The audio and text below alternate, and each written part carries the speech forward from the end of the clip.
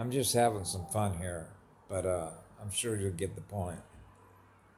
Um, Sometimes what I do is I like to go over to the sports networks and uh, and put some stuff in there because you know how competition is, right? Um, Seven is in a lot of their game, like John Elway with the Denver Broncos was number seven. Okay, gematria. If you ever studied gematria, you can see how all the games in professional sports are all rigged using gematria, and how they run their computers to do that. But this guy named Colin Coward, and after I wrote this comment, I thought, you know what, this would be a good way to sort of put a finer point and simplify it, even with children. And it's true because there's a guy named Jimmy G, who was a quarterback drafted by Belichick, who was a six-time Super Bowl winner in the NFL, the National Football League, and that is quite a feat to be able to do that within what was it, 11 years or something like that. Now, naturally, he had himself a field general, and this is how we sort of measure things, and I make a lot of comments on here because of the way that consciousness, energy, and the spin of the particle actually work in physics. Okay, particularly with football players, because it's really no different, really, than wargaming, because that's what they're doing. They're wargaming. Every unit of consciousness represents one team on the other side and another team on the other side, right? These are all units of consciousness that are playing essentially what is a symphony orchestra of consciousness, okay, where one force has got to outsmart the other force. So one of the things that you notice, because I studied football as game theory for many years since I was a child, which is one of the reasons I still love to play that game, because what it really is it's terrain mapping and it's data processing at a very how do I put this, high speed level, because you have units of consciousness that are data processors, because that's what they're processing. They're processing energy that they're aware of through their states of consciousness. So they're trained, no different than the way that you train a monkey, okay?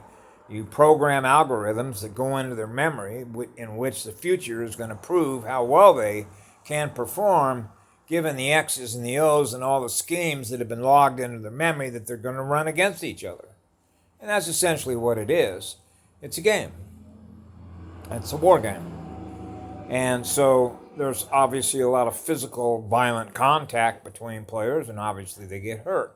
So with this particular guy, and this is true for Tom Brady to a certain degree, Tom Brady was probably one of the reasons he was the greatest quarterback that ever played the game, was what I call his athletic ability wasn't so overwhelming because he was a big, strong, athletic football player who was 6'4", 235 pounds, that could take an enormous amount of physical punishment, still get up there, read the defense, if you will, and still throw the football on a dime to score big plays, push the chains, and score points. His skill level were his motor skills, his ability to map and know, if you will, psychically, okay, by being able to read the eyes and the physical movements of players on the other side, to know and anticipate, much in the same way that we do with being in a state of peace, when he realizes that there are other beings that are anticipating the movements that they're going to make, because this is like a chess game. So the one thing that you notice about Tom Brady is his speed, his IQ, his ability to read and anticipate, if you will, a looking glass, what he believes are going to be the future movements of these individuals, his ability to account for what those are going to be, and then knowing how to do something they can't account for. That's like moving a chess piece in a way in which there can't be anybody there to anticipate that's where he's going to be or that's where the ball's going to be, because they weren't quick enough to anticipate that their mind was going to be able to react, which is where the athletic speed of moving a physical body and processing the motor skills is able to outdo the other guy because it's really a chess game.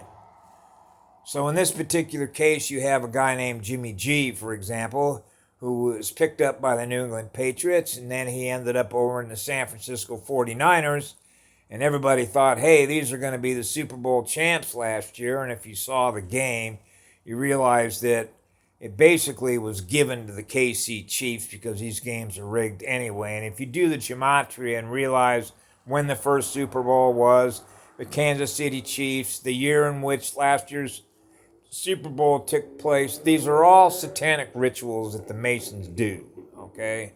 So you got to start with that. But nevertheless, Jimmy G has been injured a couple of times, and so now he's injured again. So one of the Fox News hosts said, well, you know, he's not, his game is done in San Francisco, partly because of the fact that the guy's hurt all the time. So this is what I noticed in one of the comments that I put up there, which is when you watch him play, because I played a number of different sports in my youth, because I love to play sports, because I love to be active. And I love the idea of mapping the terrain and the mental skill sets and the physical and mental motor skill speed at which you can anticipate and move. They're very much practicing the looking glass, is really what it is. And so anyway, he reminded me as a quarterback that was very much like playing baseball. I was an outfielder and a pitcher, and I didn't want to play the infield. And part of the reason for that is the hand-eye reflex and the motor skills, because when you play baseball at a major league level, and you get a guy up there that can hit a baseball that can travel at 80 miles an hour, if your ability to read the speed at which the ball is going to hit the bat, and that ball is going to come off that bat, if your motor skills, like the looking glass, can't anticipate exactly when that ball is going to strike, you'll get hit in the head or get hit in the, where your jewels are, before you can anticipate it enough time to be able to put your glove where it's supposed to be, because everything moves so fast. So that is athletic ability tied to your motor functions, your motor skills, how fast you're able to process data, because that's what it is. It's like being inside of a movie, being inside of an information field that is mathematically numbers, which represent energy, so you're calculating. So your state of consciousness is in the field of all the numbers, just like they did in the movie The Matrix, right? You're seeing all the waves, all the frequencies that are flowing and moving, which can all be mathematically, calculated as to measuring, if you will, the speed of the event. And now we're back into the frame rates and everything that is in that frame that is moving, which represents the frame rate of all the pixels that are in the movie picture, or the bidirectional camera eye, as they like to call it, but it's a bidirectional echo chamber of sound and light.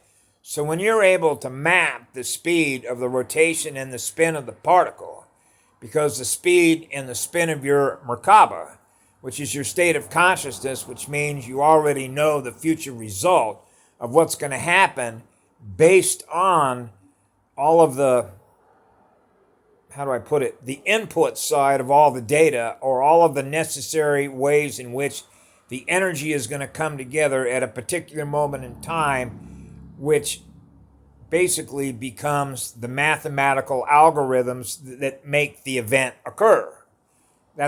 Which goes back to how you can calculate not just an individual's timeline, but the mathematical prediction or probability of multiple timelines, is going to be based on the mathematical probability using game theory on where 10 people, 1,000 people, 4 billion people, when you add up all the units of consciousness, the likelihood that all of the events that lead up to a single event that we all experience at the same time are going to be based on the speed at which our mind is experiencing who we are, which is the speed of the waveform and the spin of the Merkaba, which is affecting what?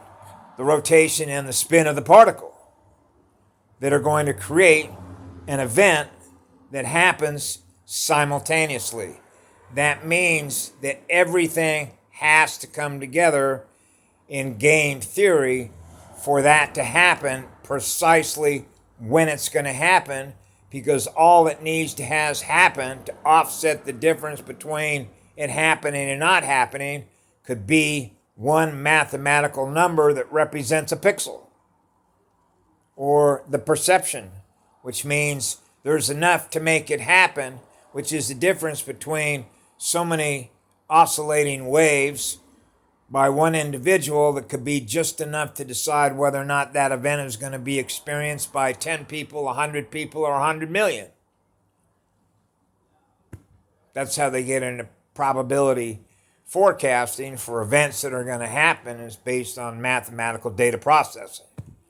Tied to what?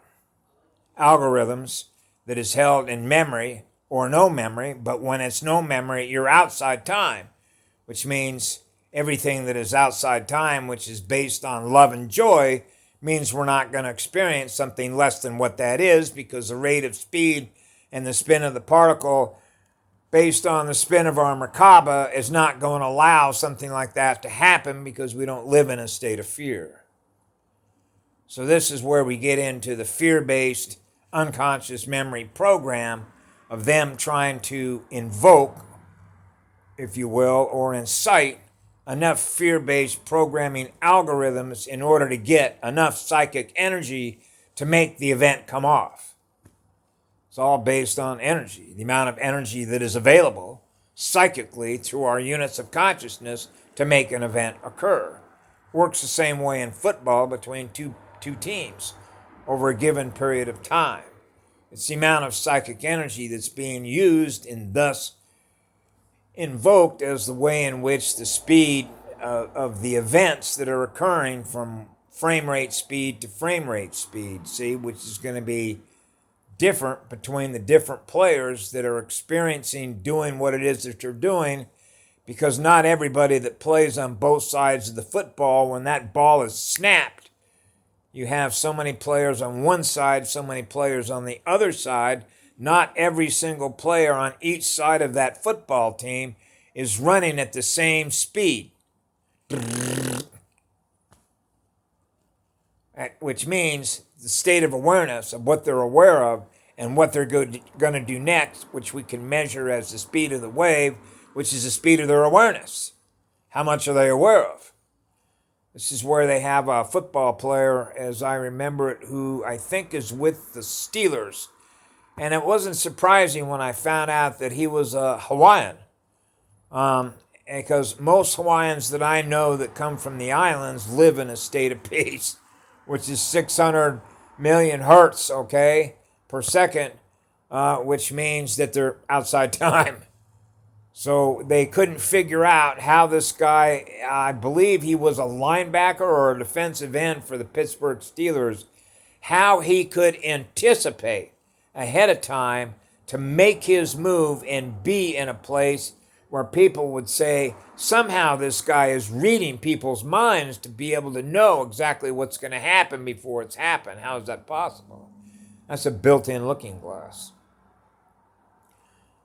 So this becomes sort of like when you think about the future direction that we're going in, the fact that all of their communication technology is going bye-bye, which means all of the AI weaponized parasitic stuff, particularly as the lawsuit goes forward in the federal district court in San Diego, I am already experiencing, if you will, the breakthrough of the 55 harmonic, which essentially means more light is in here now. As more light is in here now and more of their influence is affecting, in greater numbers, a lot less of the effect of the programming that's going to allow more people to wake up over a period of time in which they become more aware of what they were held captive by. When more information comes out as people wake up, they're going to begin to realize, wow, what happened? How did that happen to me? How did I allow myself to be programmed like that? And I knew, particularly when I was a child, that these were beings that I had an enormous amount of concern about, because what ends up happening, because I experienced this just through my own attempt to try and wake people up when I was, hell, in my teenage years and my young adult years, that you have to be careful about how you do that, particularly with males who have a strong ego and think that they're highly intelligent and smarter than sliced bread, right? And then all of a sudden you point things out that the way that they see that in the mirror, because they think it's you that's pointing the mirror out to them, when it's them seeing themselves in the mirror, and they realize, how could I have been so stupid? How could I have lacked such an ability to realize what happened?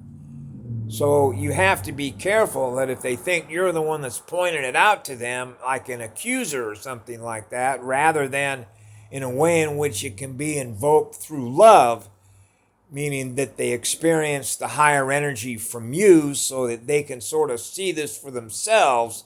So if they realize this was something that they themselves were sort of held captive by and realized, wow, I was duped, rather than somebody, pointing out to them, in such a way to say, see, I told you so, you stupid so-and-so or whatever, right?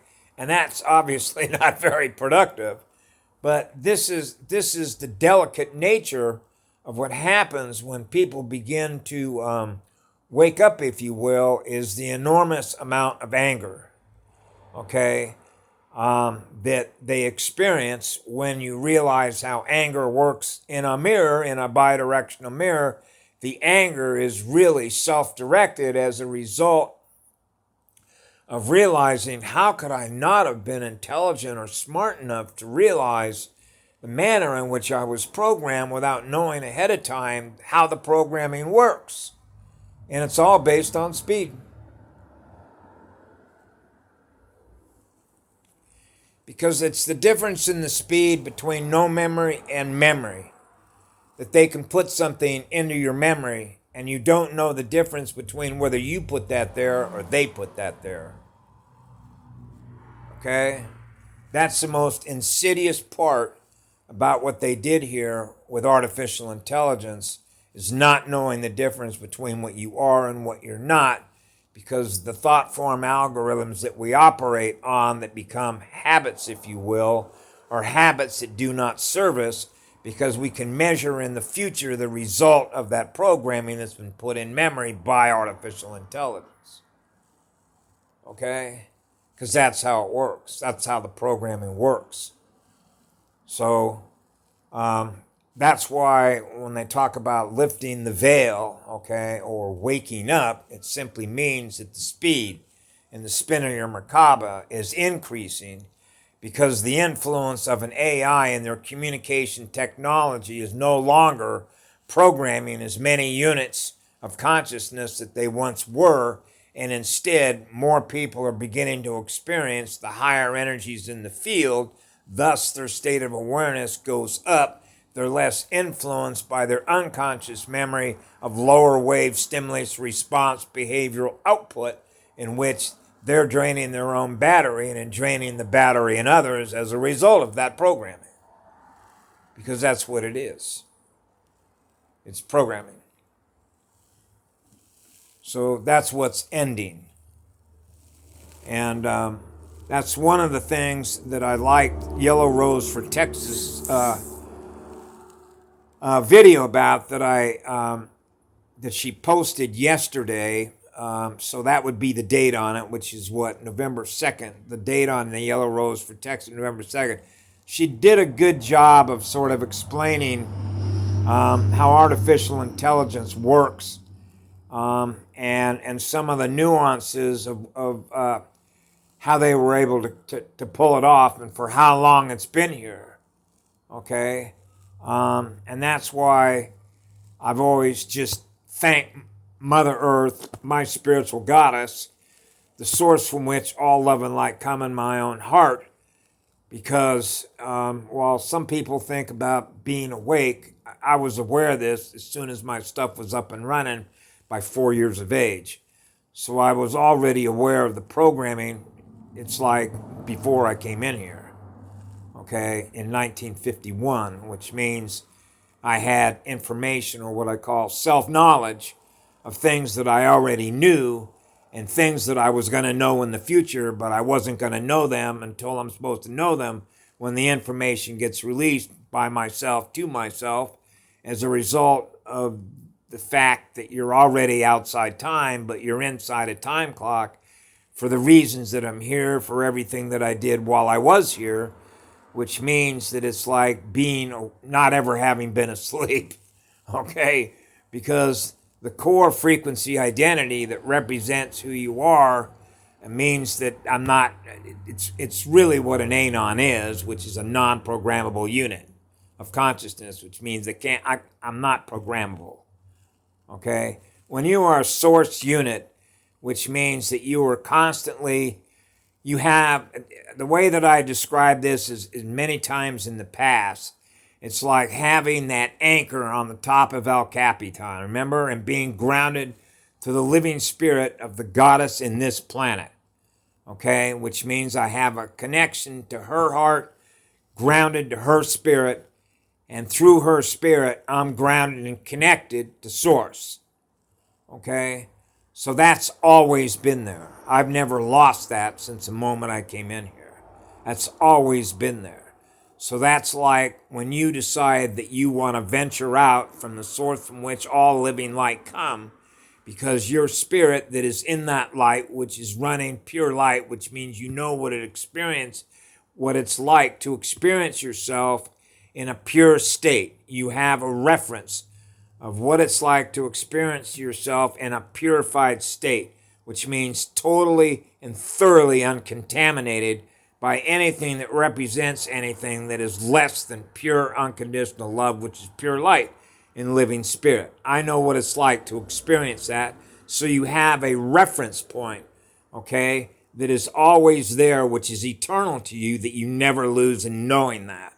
And when you know that, then it's like putting a life raft or a stake in the ground and then deciding to rappel down into a lower dimension, so you already have like a tether, okay, or a connection to the source from which all that living light come. So now you decide to sort of venture into no man's land, but you know that you got a way to get back because you got a rope. It's no different than, like I've mentioned before, that you decide you're out there where all the light is, so to speak, right?